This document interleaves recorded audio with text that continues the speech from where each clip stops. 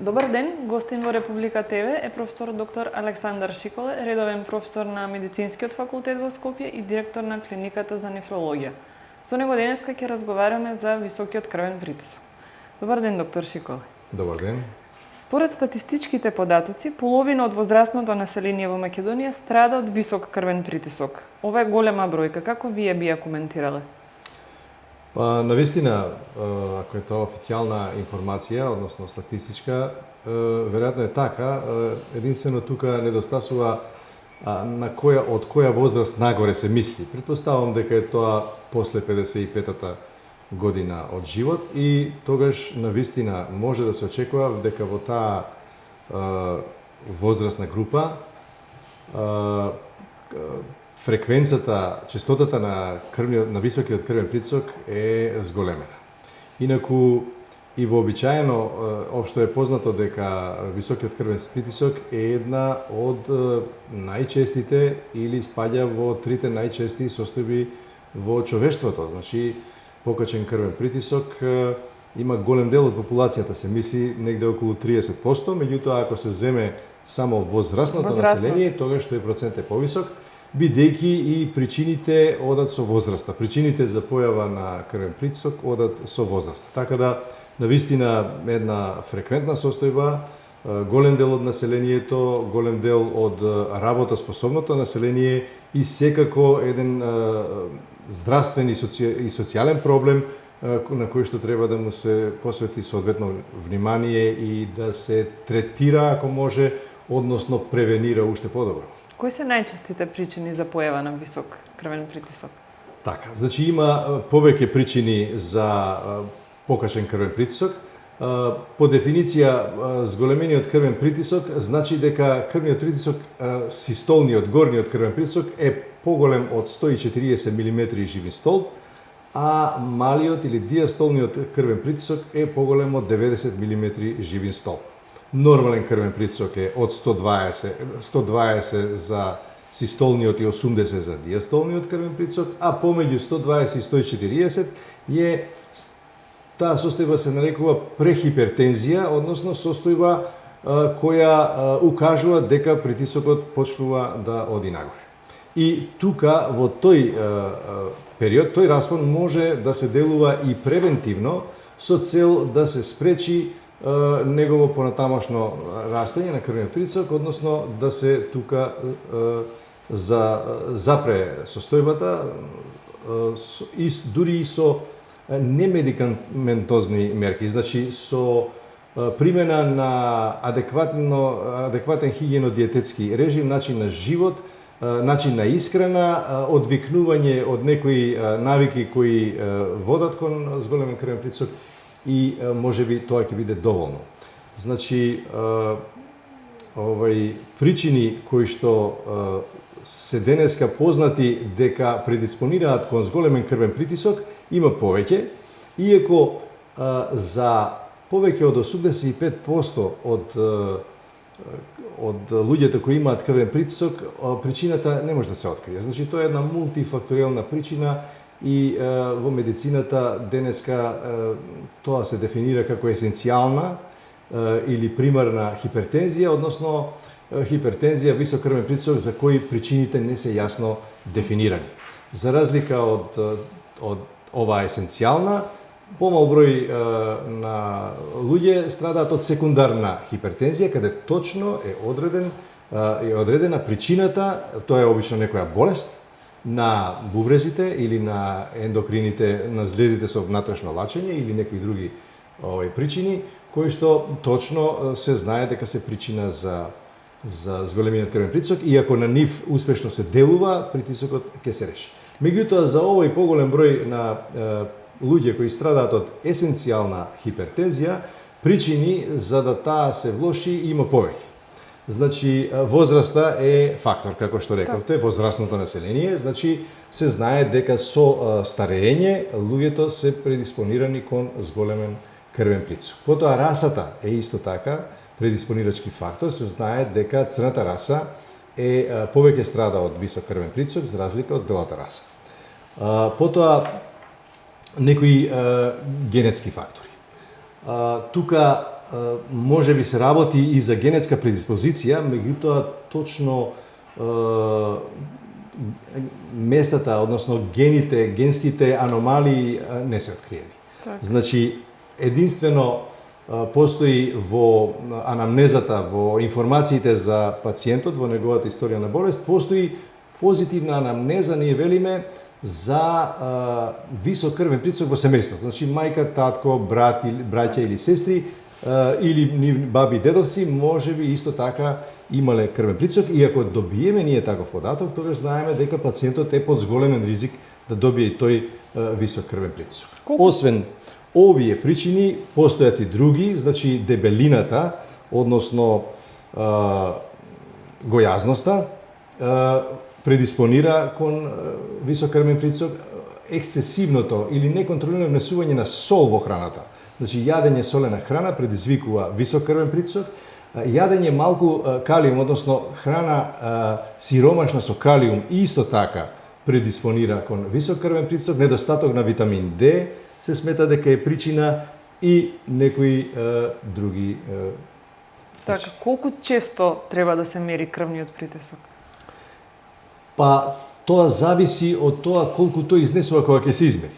Кај помладите луѓе, и особено кај луѓето кај кои кога се мери крвен притисок на систематски преглед или заради некоја општа проценка на здравието, и кога ќе се констатира нормален крвен притисок, а тоа значи 120 со 80 или 110 со 70, таму нема потреба често да се мери притисок. Значи, инцидентно, такви луѓе можат еднаш во годината да го измерат својот притисок, и тоа е доволно, и по правило тој ќе биде нормален или понизок малку.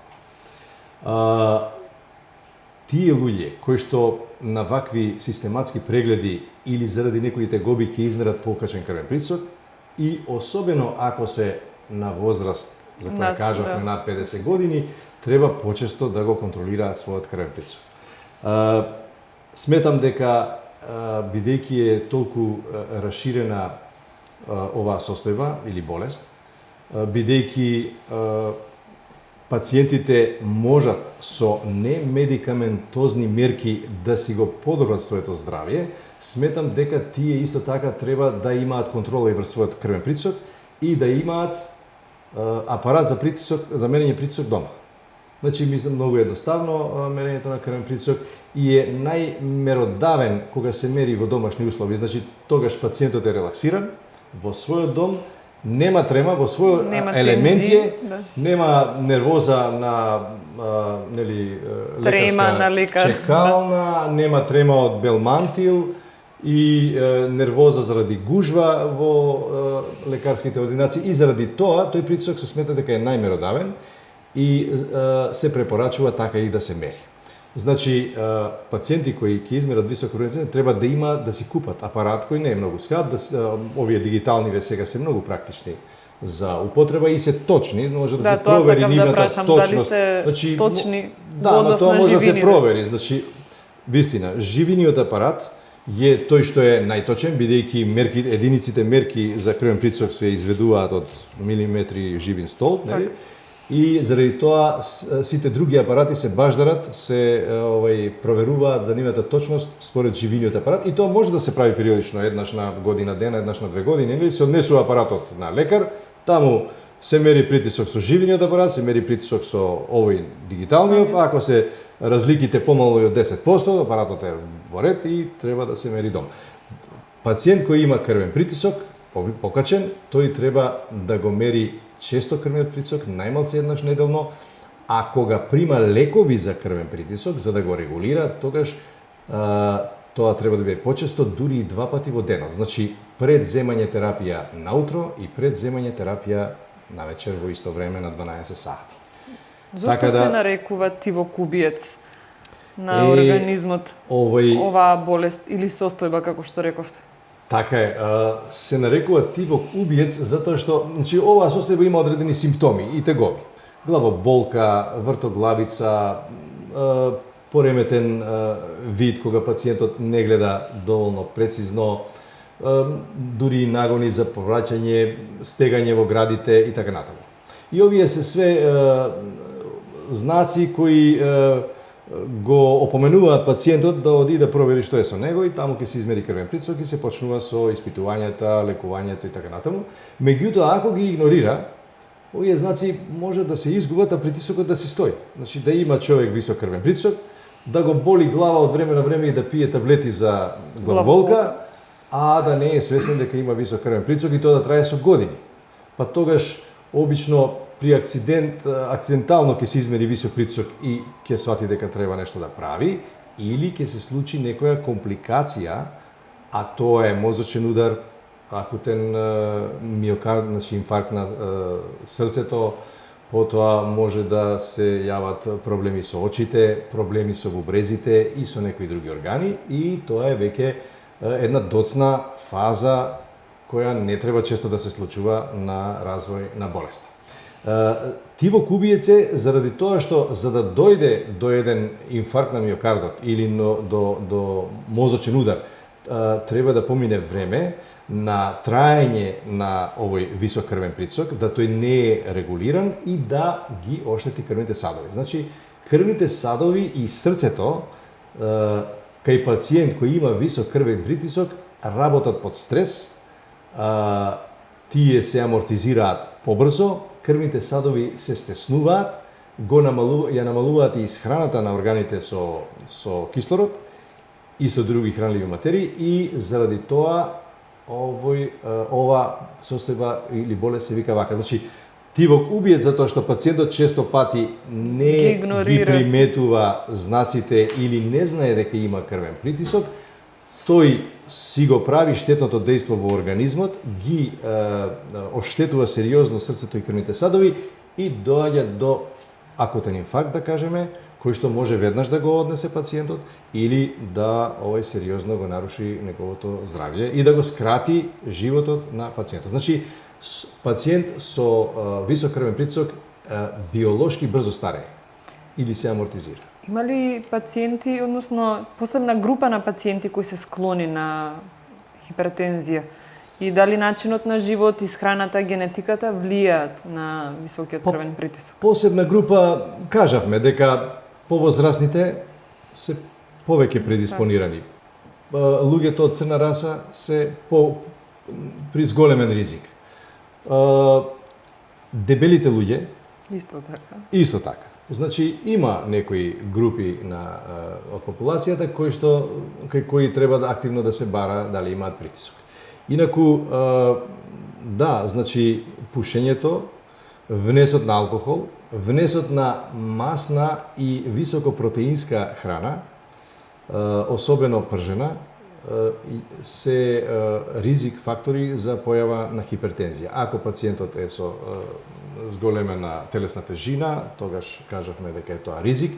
Внесување на солена храна е опасност за појава на хипертензија. Внесување на малку овошје и зеленчук во исхраната, односно низок влез на калиум, е фактор за појава на ваква хипертензија. Седантериски живот, значи недвижење, луѓе кои што не си посветуваат физичка активност минимум половина саат во денот, се исто така предиспонирани да добијат крвен притисок. Пушењето ги оштетува крвните садови директно. А оштетени крвни садови се ризик фактор за појава на хипертензија, и алкохолот во поумерени граници. Значи, за алкохолот лекарите немаат таква строгост колку што е за пушењето.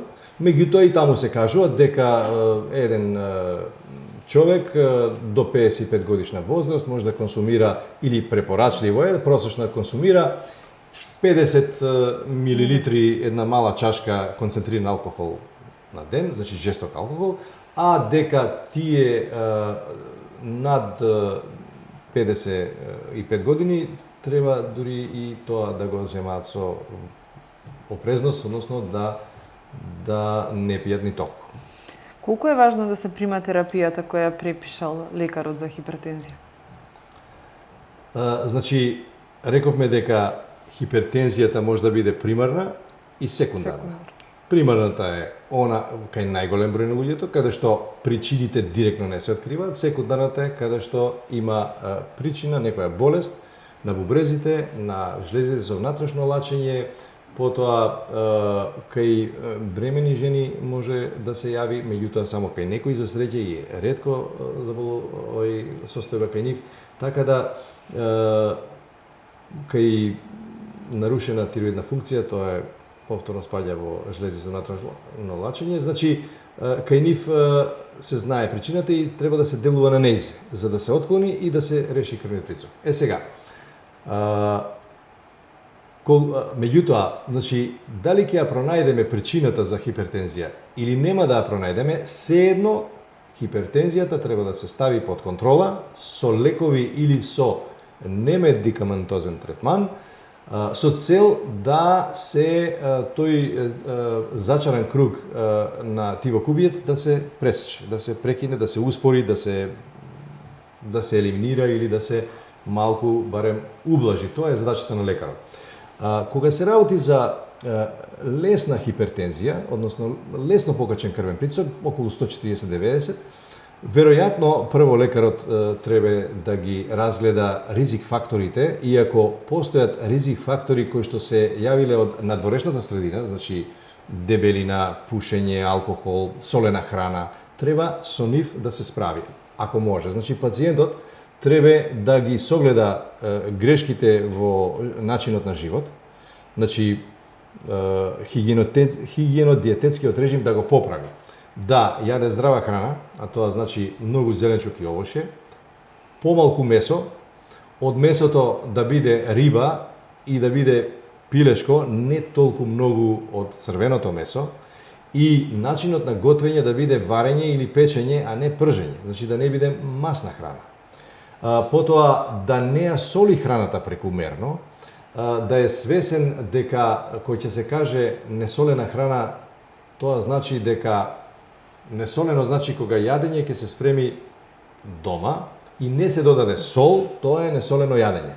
А јадење како што е сирењето, кое што е засолено, за да може да не се расипе брзо, нели, да стои подолго време, како што се сите конзервирани зеленчуци, значи сите цвекла, краставици, феферони, што сакате, сите имаат сол во себе. Сите сувомеснати производи имаат сол и во рестораните, за да биде по-пикантна и по-вкусна храната, и куварите ја солат храната повеќе отколку дома. За ова треба да се биде свесен, значи човекот треба да прво разграничи што е солено, што е несолено, бидејќи овој појам за соленост е многу различен кај луѓето и сите исто за солена храна не сваќаат. Потоа да свати дека треба да внесе, значи, медитеранскиот тип на исхрана, ова што го опишав јас, со многу зеленчук и овоше, богат со калиум, сиромашен со натриум хлорид, со сол, се препорачува во светот и се смета дека медитеранската исхрана е една од најздравите исхрани во светот. Ние сме многу блиску до нејзе. Имаме од сето тоа што се препорачува во неа и треба да се користи. Треба пациентот, ако има зголемена телесна маса, да се натера да ослабе. Има начин тоа да се стори, меѓутоа со самото слабење може да се реши покачениот крвен притисок. Да му се каже дека кога ќе се рече дека барем 30 минути треба да пешачи, тоа да го свати како работна обврска, не да никогаш нема време за тоа.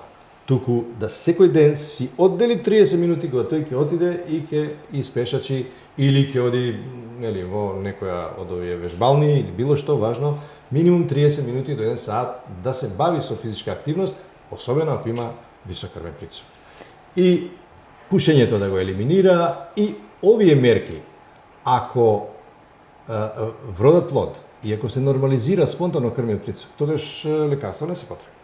Ако и покрај ова крвниот притисок остане висок, тогаш се посегнува по лековите кои што треба да го регулираат крвниот притисок и имаат различен механизам на дејство.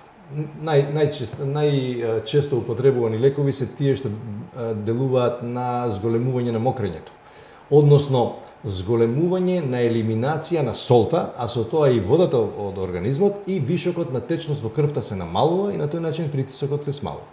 но и постојат и други лекови помодерни кои што ги шират крвните садови и на исти начин, односно на друг начин сакаат со ширење на крвното корито да го се смали притисок. Во секој случај и едните и другите може да се комбинираат.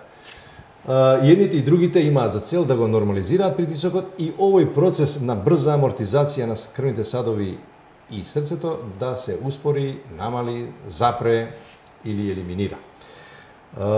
Лековите треба да се пијат редовно и притисокот да пациентот знае дека му е нормален. Значи, не да каже, мене ми дадоа на лекар лекови, ја ги пијам редовно и се е во ред, а не мерат притисок да види дали е во ред. Значи, ако лековите не ја постигнуваат целта, не го нормализираат притисокот, тогаш треба да се оди повторно на лекар, да се тоа пријави, па се менуваат лековите, се зголемува дозата, се зголемува фреквенцијата на давање и така натаму, значи една стратегија на лекување која е во рамките на лекарот, меѓутоа пациентот мора да блиску соработува со лекарот, со тоа што ќе му каже 2 пати во денот кога измери притисок колку бил тој.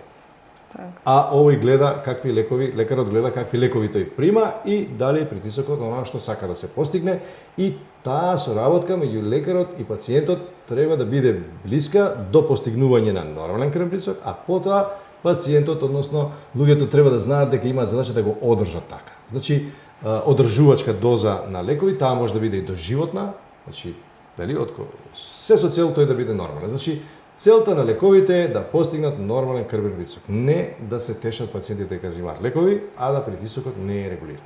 Так. Дали високиот крвен притисок може да биде причина за појава на други заболувања? Спомнавме Така е, тоа се компликациите. Акутен миокарден инфаркт, Так. кардиоваскуларна болест, срцева слабост, хронична срцева слабост заради перманентно оптеретено срце кое на крајот после низа години почнува да попушта и да не може да го обслужи организмот, односно да ги снабде со крв сите ткива и органи. Мозокот страда, значи може и деменција да се јави заради една артериосклероза во малите крвни садови или да прсне крвен сад заради висок крвен притисок и да се јави крварење, што е многу сериозна и смртоносно опасна состојба за организмот. Потоа стеснети крвни садови во сите органи постепено се развиваат и исхраната на тие органи се намалува. Бубрезите многу често се мета цел на оштетување при висок крвен притисок. Исто така очите се оштетуваат, крвните садови во нозете може да се запушат, па да се јават проблеми со исхраната на васкуларизацијата и исхраната на екстремитетите на нозете пред се, така да има повеќе компликации се ова, меѓутоа сериозни многу од крвниот притисок и се јавуваат после низа години на нерегулиран висок крвен притисок. Доктор Шикоре, ви благодарам за гостувањето во Република ТВ. Благодарам, Мила.